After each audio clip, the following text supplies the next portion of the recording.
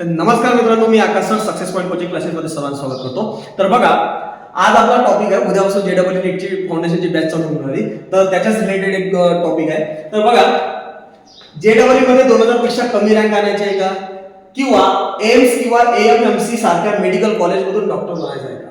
ठीक आहे, हे दोन आपल्यासमोर क्वेश्चन्स आहेत. हे आपले दोन क्वेश्चन्स आहेत. आता प्रत्येक गोष्टीचं मी एक आन्सर देतो. पहा कसं आहे. सगळ्यात शेवटची गोष्ट असते कॉलेज मिळणं. काय मिळणं? कॉलेज मिळणं. IIT इंजिनियर बनण्यासाठी, NIT, VNIT, आणि जर डॉक्टर बनायचं असेल तर एम्स आहे. एम्स मधली कोणतं तर न्यू दिल्ली आहे, AMMC आहे, खूप सारे कॉलेज आहेत. ठीक आहे. त्याच्यानंतर सगळ्या गोष्टी एक गोष्ट सांगतो. हा, तर सर तुम्ही या कॉलेजचा विचार का करून राहिले समजून घ्या. ठीक आहे सर, तुम्ही याच कॉलेजचा विचार का केला? तुम्ही एखादं साधं कॉलेज करून सांगितलं सर आपल्या अमरावतीत साधे कॉलेज आहे, तिकडे परतवाड्यात साधे कॉलेज आहे, तिकडे नागपूरला काही साधे कॉलेज आहे. तुम्हाला एक सिरियस गोष्ट सांगतो की आपल्या इंडियामध्ये हजारो कॉलेज आहे. किती? हजारो कॉलेज. पण हजार कॉलेजमधून जे मुलं, जे विद्यार्थी बाहेर निघतात इंजिनियर बनून, डॉक्टर बनून, ते कसे असतात? इंजिनियर नसतात, डॉक्टर नसतात, आहे पण त्यांच्याजवळ नोकरी नाहीये. कोण नाहीये? काय काय रिझन काय? एक विचार करा तुम्ही की एखादं प्रायव्हेट कॉलेज आहे, एक कोणतेही XYZ कॉलेज घेऊन घ्या. हा, त्या कॉलेजमधून एक मुलगा इंजिनियर झाला, त्याच्याजवळ जॉब नाहीये. कोण नाहीये? तो इंजिनियर आहे की नाही? आहे. 3 वर्षाचा कोर्स केला की नाही केला? केला, पण तो त्याच्याजवळ जॉब नाहीये. का नाहीये? ठीक आहे. तर सगळ्या गोष्टी बेटा डिपेंड करत असते कॉलेजवर. कॉलेज कसं आहे, त्या कॉलेजची रेप्युटेशन काय, कॉलेज ऑटोनॉमस आहे की नाही आहे, समजलं का? हा, दुसरी गोष्ट तुम्हाला माहित आहे, डॉक्टर बनण्यासाठी प्रायव्हेट कॉलेजमधून जर डॉक्टर बनतो म्हटलं तर कमीत कमी 10-15 लाख 20 लाख रुपये खर्च येते. ठीक आहे. पण आपण सगळे मिडल क्लास फॅमिलीवाले लोक आहेत, तर आपल्याला एवढा खर्च करणं, आणि हे इथून 5 वर्षानंतरची गोष्ट, 3 वर्ष 4 वर्षानंतरची गोष्ट, तेव्हा काय राहील ते तर आपल्याला नाही सांगता येत. ठीक आहे ना. पण आता तरी 10-15-20 लाख रुपये खर्च येते, आणि एवढा खर्च करणं आपल्याला नाही परवडत. ठीक आहे. पण तेच जर एखाद्या गव्हर्नमेंट कॉलेजमधून जर झालं तर तो तुमचा खर्च अर्ध्यापेक्षा अर्धा होऊन जाते. क्लिअर आहे? हा, तर मग त्याच्यासाठी बेटा तुम्हाला हे गव्हर्नमेंट इन्स्टिट्यूट्स पाहिजे.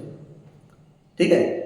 गव्हर्नमेंट इन्स्टिट्यूट मधून जर केला तर पहिली गोष्ट कॉलेज वेल रेप्युटेड राहते, कॅम्पस प्लेसमेंट चांगली होते. ठीक आहे. आणि तिसरी गोष्ट खर्च सुद्धा कमी लागते. त्याच्यासाठी बेस्ट कॉलेज पाहिजे. ठीक.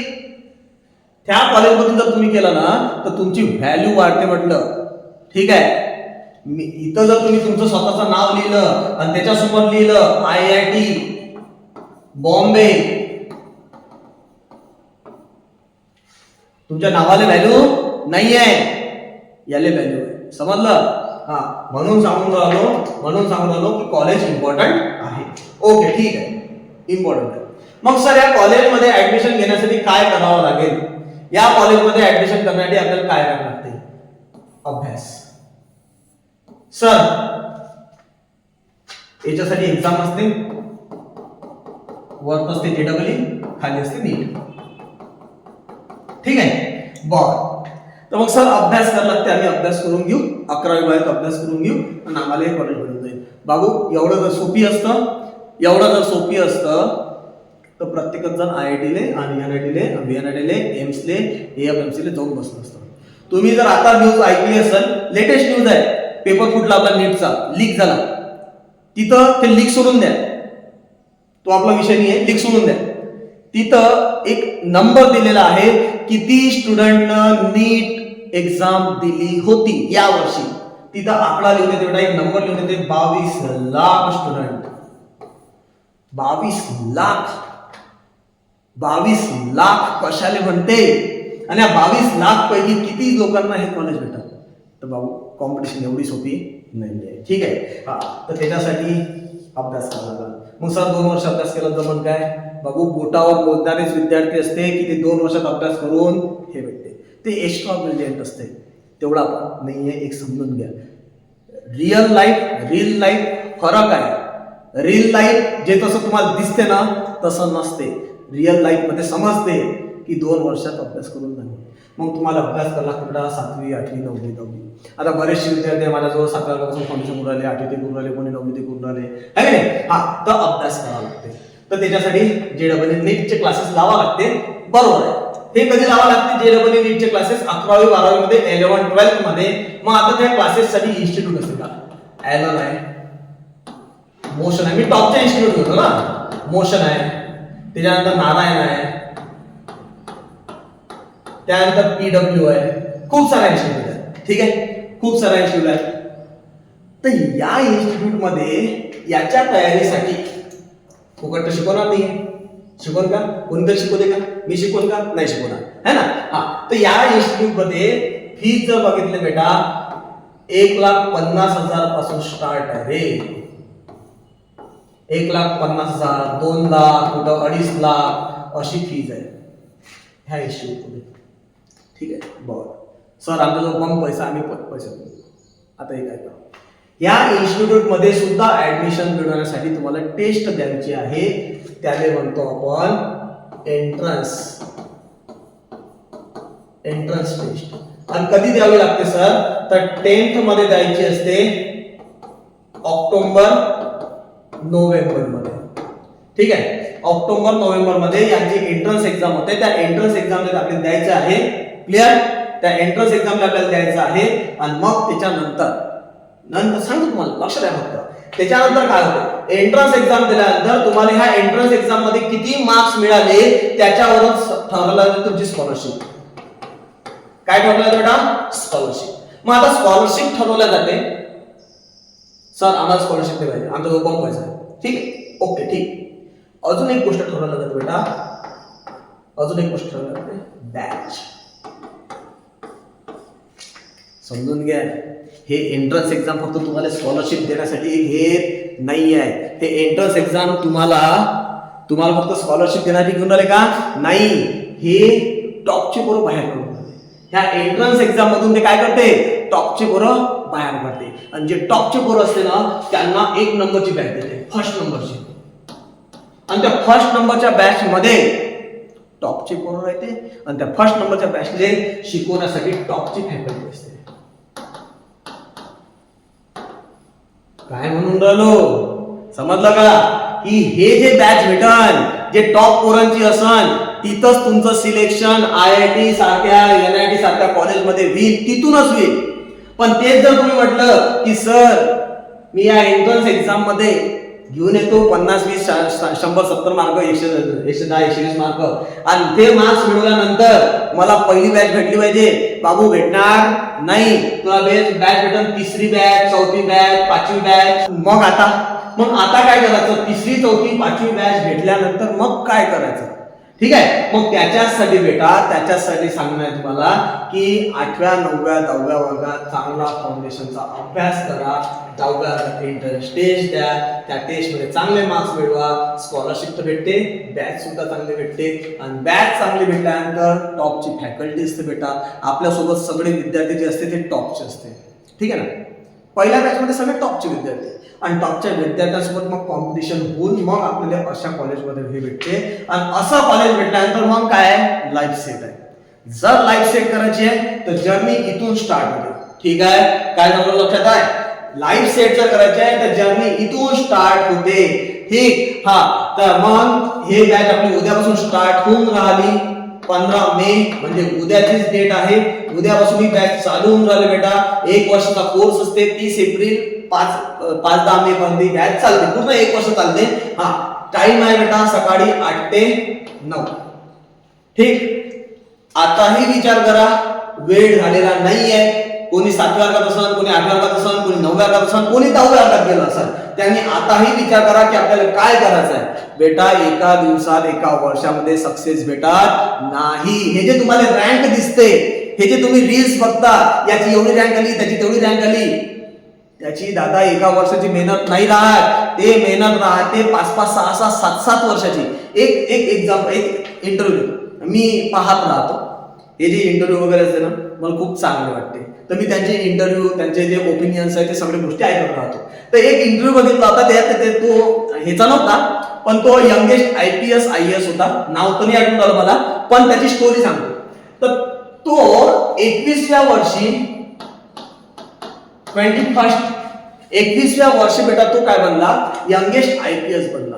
21व्याच वर्षी एक्झाम देता येते आणि पहिल्याच अटेम्प्ट मध्ये बेटा तो IPS बनला. आता त्याचा जेव्हा इंटरव्ह्यू घेण्यात आला तर लोकांनी त्यांना विचारलं की सर तुम्ही 21व्या वर्षी IPS IAS बनले, यंगेस्ट IPS, कसे काय रिझन आहे, तुम्ही एवढे ब्रिलियंट आहे का की एका वर्षात? त्यानं सरळ सांगितलं की मी एवढा ब्रिलियंट नाहीये. मी जरी तुम्हाला जरी वाटत असेल की मी 21व्या वर्षी IPS बनलो, मी 1-2 वर्षापासून तयारी केली असं तुम्हाला वाटत असेल, पण ते तयारीसाठी जो माइंडसेट लागत होता, जे मेंटॅलिटी लागत होती बेटा, ते मी 12व्या-13व्या वर्षापासूनच प्रिपेअर झालो होतो, मेंटली प्रिपेअर झाला होता. ठीक आहे ना, 12व्या-13व्या वर्षीच तो मेंटली प्रिपेअर झाला होता. म्हणजे 6व्या-7व्या वर्गात त्यानं स्वतःला म्हटलं होतं की नाही अपने को क्या बनना है, IPS IAS ऑफिसर बनायचं आहे. समजलं का? ते 21व्या वर्षी म्हणून तो काय बनला बेटा, IPS IAS बनला. मग विचार करा, तो 21व्या वर्षी बनण्यासाठी 12व्या-13व्या वर्षापासून पूर्ण झाला, तर तुम्हाला IIT NIT कधी पाहिजे? 18व्या वर्षी पाहिजे, तर कमीत कमी 12व्या वर्षापासून तर प्रिपेअर करा. समजून आले का? तुम्हाला जर एम्स कॉलेज पाहिजे कोणत्या वर्षी पाहिजे? 18व्या वर्षी ना. मग 18व्या वर्षी जर एम्स कॉलेज पाहिजे तर 12व्या वर्षापासून, म्हणजे 5 वर्ष. त्यानं किती वर्ष मेहनत केली? 9 ते 10 वर्ष मेहनत केली. मग आपण 5 वर्ष मेहनत नाही करू शकत? तर ठीक आहे, तर हे होतं बेटा. तर लक्षात ठेवा, एका दिवसात कोणी सक्सेसफुल होत नाही, त्याच्यासाठी वर्षाची मेहनत असते. तुमचे मम्मी पप्पा तुम्हाला सपोर्ट करायला, ठीक आहे. तर पॅरेंट्स लोकांना एक विनंती आहे की मुलांना ह्या गोष्टी करू द्या. फक्त शाळेच्या पुस्तकावर डिपेंड राहू नका. शाळेच्या पुस्तकातून लिमिटेड नॉलेज भेटून राहिलं, लिमिटेड नॉलेज सगळेच दुनिया घेऊन राहिली, सगळेच विद्यार्थी शाळेमध्ये चालले. मग आपल्या मुलांजवळ वेगळं काय आहे? तर आपल्या मुलांजवळ ह्या गोष्टी जर वेगळ्या असतील तरच आपला मुलगा मुलगी समोर भविष्यात टिकेल, नाही तर मग काही खरं नाही. आणि मी हे याच्यासाठी सांगून राहिलो की या चुका आम्ही सुद्धा केल्या. ठीक आहे. आता पहिली गोष्ट असं होतं की तेव्हा मोबाईलची एवढी काही फॅसिलिटी नव्हती. ठीक आहे. दुसरी गोष्ट अशी होती की सांगणारं कोण नव्हतं. तिसरी गोष्ट अशी होती की आम्हाला स्वतःला समजत नव्हतं, कारण तसं एन्व्हायरमेंट नव्हतं. मग आता परिस्थिती पूर्णतः बदलली आहे. तुमच्या जो मोबाईल आहे, मोबाईलवर एक गोष्ट टाकली तर तुम्हाला त्याचे 100 रिझल्ट भेटून जाते. समजून आले? तुम्हाला तुमचे पॅरेंट्स आहे जे अवेअर आहे ते तुम्हाला सांगू शकते. तिसरी गोष्ट, तुमच्याजवळ मी सुद्धा आहे बेटा, मी तुम्हाला गायडन्स करू शकतो. मी नाही, अजून तुम्हाला कोणाचा गायडन्स घ्यायचा तुम्ही त्याचा गायडन्स घ्या, पण तुमच्याजवळ एवढे जण सांगणारे आहे तर तुम्ही त्याचा बेनिफिट घ्यायला पाहिजे, तुम्ही त्याचा फायदा घ्यायला पाहिजे. एवढं करूनही जर आपण फायदा घेतला नाही तर मग स्वतःच्या लाईफसाठी कोणाला दोष द्यायचा नाही. आणि सोमवार एक गोष्ट लक्षात ठेवायचा, दोष दिला जाते आणि आपण स्वतःला ब्लेम करत नाही, आपण दुसऱ्यालाच ब्लेम करतो. चुकी स्वतःची राहते पण आपण ब्लेम दुसऱ्याला करतो. म्हणून राहिलो की चुकी नका करू. आता एज आहे 7वी 8वी 9वी 10वी फाउंडेशन करा. त्याच्यानंतर हे मी 3 वर्षाचा नाही सांगून आलो, इथं अभ्यास करा, चांगली बॅच घ्या, चांगल्या बॅच घेतल्यानंतर तिथं 2 वर्ष अभ्यास करा. कंसिस्टन्सी, मी एका वर्षाची गोष्ट सांगलो, मी तुम्हाला 6 वर्षाची गोष्ट सांगलो. कंसिस्टन्सीनं अभ्यास करा, चांगलं कॉलेज घ्या, लाईफ सेट, विषय संपला. ठीक आहे. तर हे होतं बेटा तुमचं ओव्हरऑल सगळ्यांसाठी होतं 7, 8, 9, 10. आता मी एक गोष्ट करून राहिलो, आता गोष्ट करत आहे 10th वाल्यासाठी, फक्त 10th वाल्यासाठी. बाकीच्यांनी व्हिडिओ बंद केला तरी चालते, 7, 8, 9 वाल्यांनी व्हिडिओ बंद केला तरी चालते. आता मी गोष्ट करून राहिलो 10th वाल्यासाठी, बघितला तरी चालते, बाकीच्यांनी बघितला तरी चालते.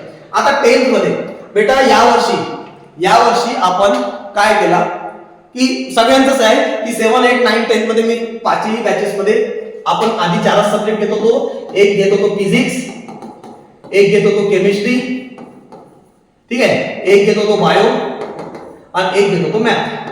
हे 4 सब्जेक्ट घेत होतो. एक या वर्षी पासून एक नवीन सब्जेक्ट ऍड केला बेटा आपण, mental ability test. Mental ability test हा वाला एक सब्जेक्ट आपण ऍड केला. 5 सब्जेक्ट घेणार आहे, फीज तेवढीच ठेवणार आहे, फीज मध्ये काही चेंजेस नाहीये, फीज तेवढीच राहील. तर 7व्या वर्गासाठी सुद्धा, 8व्या वर्गासाठी सुद्धा, 9व्या वर्गासाठी सुद्धा, 10व्या वर्गासाठी सुद्धा हे 5 सब्जेक्ट घेणार आहे. ठीक आहे. आता 10th बद्दल, तर 10th वाला बाकी सगळ्या 7वी 8वी 9वी यांचा कोर्स बेटा पूर्ण 1 वर्षाचा आहे. पण 10th वाल्यांचा जो कोर्स आहे बेटा, 10th वाल्यांचा कोर्स आहे ऑक्टोबर नोव्हेंबर पर्यंत. ऑक्टोबर नोव्हेंबर पर्यंत.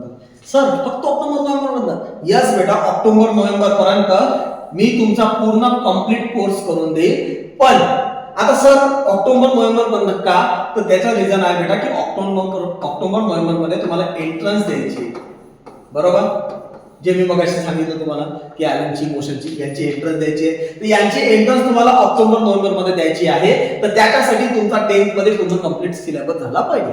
तर त्याच्यासाठी बेटा ऑक्टोबर नोव्हेंबर पर्यंत कंप्लीट सिलेबस होऊन जाईल. हा, तर मग याचा तुम्हाला दोन फायदे आहेत. एक तर एंट्रन्स मध्ये फायदा आहे आणि दुसरा फायदा बेटा तुमचा 10th बोर्ड मध्ये. 10th बोर्ड मध्ये स्टेट म्हणा किंवा सीबीएसई म्हणा, दोन्ही याच्यात तुम्हाला फायदा होईल याचा. का? कारण सिलेबस तोच आहे बेटा, सिलेबस तोच आहे, फक्त डिटेल मध्ये डीप मध्ये आहे. तो एक सब्जेक्ट इन्क्रीज झालेला आहे. तर या सगळ्या गोष्टीचा तुम्हाला फायदा 10th बोर्ड सीबीएसई मध्ये होणार, स्टेट मध्ये सुद्धा होणार. का? कारण कंप्लीट सिलेबस तुमचा ऑलरेडी नोव्हेंबर पर्यंत झालेला आहे. मग तुम्हाला ठीक आहे डिसेंबर, जानेवारी, फेब्रुवारी मध्ये तुम्ही अभ्यास करू शकता. चला आता येऊ आपण आपल्या सिलेबसवर. तर हे बेटा मी मोशन टाकले इथं, मोशनवर टिक करा. तुमच्याजवळ आपल्या मोबाईल आहे, मोबाईल मध्ये जा, त्याच्यावर टाका गुगलवर. हे तुम्हाला माहिती आहे कोण आहे? एनव्ही सर आहे, मोशनचे सर आहे, डायरेक्टर आहे. हा, तर यांची स्कॉलरशिपची असते बेटा, अशा टाईपचे हे असते. इथं रजिस्ट्रेशन करावं लागते. हा, त्याच्यानंतर तुम्हाला 100% पर्यंत स्कॉलरशिप मिळू शकते, पण त्याचा काहीतरी रूल आहे, ते सगळं सांगतोच मी तुम्हाला. हा, आता त्यांचा प्रत्येकाचा एक सिलेबस असते. हा, ठीक, त्यांचा सिलेबस असतो बेटा. सिलेबस कुठं गेला? ठीक, हा इथे सिलेबस आहे.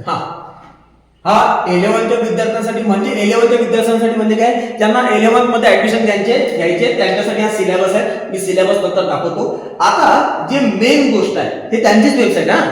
इम्पॉर्टंट नोट म्हणून त्यांनी दिलेला आहे. तर इम्पॉर्टंट नोट मध्ये काय दिलं की students who receive more than 45% scholarship will be eligible to appear for the second round interview. म्हणजे ते जे एंट्रन्स एक्झाम होणार बेटा, त्या एंट्रन्स एक्झाम मधून तुम्हाला जास्तीत जास्त 45% स्कॉलरशिप मिळेल. काय म्हणणं आहे समजून घ्या. प्रत्येकाच्या कंडिशन असते, प्रत्येक जण तुम्हाला फुकट कोणतीच गोष्ट देत नाही. हा, तर ज्यांचं त्या पेपर मधून ते एंट्रन्स एक्झाम दिल्यानंतर ज्यांचं सिलेक्शन होणार त्यांना किती स्कॉलरशिप मिळेल? 45%. त्याच्यापेक्षा जास्त भेटू शकत नाही. डायरेक्ट तुम्हाला 40% स्कॉलरशिप भेटून जाईल, 30% स्कॉलरशिप भेटून जाईल, 10% स्कॉलरशिप भेटून जाईल, जे सगळ्या पोरांना मिळते. पण जर तुम्हाला 100% पर्यंत पाहिजे असेल, 100% पर्यंत पाहिजे असेल, 70%, 80%, 90% जर पाहिजे असेल, तर त्याच्यासाठी बेटा सेकंड राऊंड असते, तो असते इंटरव्ह्यूचा. काय असते? इंटरव्ह्यूचा असते की यानं हा जो पेपर सॉल्व्ह केला, हा पेपर याचा नॉलेज आहे का, हे सगळं चेक केलं जाईल इंटरव्ह्यू मध्ये. आणि तेव्हा तुम्हाला भेटेल बेटा 100% स्कॉलरशिप. किती पर्सेंट स्कॉलरशिप? 100%. आणि हे त्यांनी त्यांच्या स्वतःच्या वेबसाईटवर दिलेलं आहे. हे रूल्स असते. हे काय रूल्स असते बेटा? ते हे 100% जर मिळवायचे असेल, फर्स्ट बॅच, चांगली बॅच जर मिळवायची असेल बेटा, तर तुम्हाला या गोष्टी कराव्या लागतील. याच्यासाठी सांगून आलो की JEE नीटचं फाउंडेशन करा. ठीक आहे. तर 10th वाले तुमच्यासाठी बेटा मोस्ट इम्पॉर्टंट. ठीक आहे. मी हे नाही म्हणून राहिलो की तुम्हाला 100% मिळेलच, पण प्रयत्न तर आपण करू शकतो. माझं हे म्हणणं आहे, तुम्ही यावर्षी चांगला अभ्यास करा, सुरुवातीपासून कन्सिस्टन्सीने अभ्यास करा, तुम्हाला स्कॉलरशिपही चांगली भेटेल, बॅचही चांगली भेटेल आणि 10th मध्ये चांगले मार्क सुद्धा चांगले भेटेल. ठीक आहे. हा, त्याच्यानंतर बेटा यांचा सिलेबस कोण घ्या. तर यांचा सिलेबस आहे मोशन ओपन स्कॉलरशिप टेस्ट. यांचा सिलेबस बेटा फिजिक्स मध्ये हे 4 चॅप्टर आहे, केमिस्ट्री मध्ये हे 4 चॅप्टर्स आहे, आणि बायोलॉजी मध्ये 3, 3, 6, 3, 9 चॅप्टर आहे. मॅथ मध्ये 3, 3, 6, 3, 9, 3, 12, 12, 3, 15 चॅप्टर आहे. आणि मेंटल ॲबिलिटी मध्ये एवढे टॉपिक्स आहे. आता मी मोजत नाही, मोजून देऊ. 1, 2, 3, 4, 5, 6, 7, 8, 9, 10, 11, 12, 13, 14, 15, 16, 17, 18, 19, 20, 21, 22, 23, 24, 25, 26, 27, 28, 29, 30, 31, 32, 33 टॉपिक्स. किती? 33 चॅप्टर्स. म्हणजे पकडून घ्या महिनाभर 25 दिवस तर आपल्याला येणे लागतीलच. क्लिअर आहे का? हा, तर हे सगळं बेटा हे तुमचं 10th आहे. मग सर हा सिलेबस एलन आहे का? यस बेटा, मी एलनचं सुद्धा तुम्हाला दाखवून देतो. तुमच्या समोर सगळ्या गोष्टी मी क्लिअर करून देतो. मग ते तुम्ही डिसिजन घ्या तुम्हाला काय करायचं आहे. ठीक आहे, माझं काम फक्त तुम्हाला योग्य मार्गदर्शन देणं बेटा, बाकी काहीच नाही. ठीक आहे, बाकी सगळं डिसिजन तुम्हाला घ्यायचं आहे. एलन स्कॉलरशिप टेस्ट 2026 हे त्यांचा फॉर्म येते असा, हा त्यांचा फॉर्म येते. ठीक आहे, हा क्लास 11 सिलेबस तर दाखवून देऊ का? हा, क्लास 11 चा सिलेबस काय आहे तर एलन डिजिटल स्कॉलरशिप एसॅट. हे बघा, तेच फिजिक्सचे हे चॅप्टर, केमिस्ट्रीचे, बायोलॉजीचे ते, हा मॅथचे हे 13 होता, त्याच्यात 15 होता, त्याच्यात 14 चॅप्टर्स आहेत. आणि याच्यात आयक्यू म्हणून दिलेलं आहे. याच्यात काय दिलेलं आहे? आयक्यू म्हणून. आणि यांचं सुद्धा तेच आहे बेटा, पेपर पॅटर्न. समजले का? हा त्यांचा पेपर पॅटर्न आहे. निगेटिव्ह मार्किंग असते 4 करेक्ट आन्सर साठी, 1 -1 साठी. ठीक आहे, हा ओके आहे. तर हे झालं एलनचं, हे झालं एलनचं हे सिलेबस. 4 चॅप्टर, 5 चॅप्टर, हे चॅप्टर, हे चॅप्टर आणि आयक्यू. ठीक आहे, तर अभ्यास करा. आणि ज्यांना फाउंडेशन लावायचं असेल 10th वाले त्यांनी सकाळी उद्यापासून 8 ते 9 घेऊन जा. क्लिअर? मी सांगितलं तुम्हाला काय इम्पॉर्टंट आहे काय नाही आहे. सगळ्या याचं असंच असते बेटा, सगळ्या याचा असाच सिलेबस आहे, टोटल असाच सिलेबस आहे सगळ्याचा. आकाश आहे, पीडब्ल्यू आहे, सगळे जण स्कॉलरशिप देते. आणि तुम्हाला सांगितलं स्कॉलरशिप फक्त ते याच्यासाठी नाही देत की तुम्हाला डिस्काउंट भेटला पाहिजे, तुम्ही काही त्याचे जवळचे नाहीये. ते स्कॉलरशिप तुम्हाला याच्यासाठी मिळाले, तेही टॉपचे पोरं करायचे. आणि ते टॉपच्या पोरावर जास्त फोकस करते, ते चांगल्यात चांगली फॅकल्टी देण्याचा प्रयत्न करते, त्यांच्याकडून जास्तीत जास्त करून घेण्याचा प्रयत्न करते. आणि तिथूनच ते रिझल्ट काढते, तेही रिझल्ट दाखवत असते. ठीक आहे, तर याच्यासाठी असते बेटा ह्या सगळ्या गोष्टी. चला तर ठीक आहे, भेटू उद्या. बाय. चला, काही डिफिकल्टी असेल तर मला कॉल करून घ्या. ठीक आहे, बाय.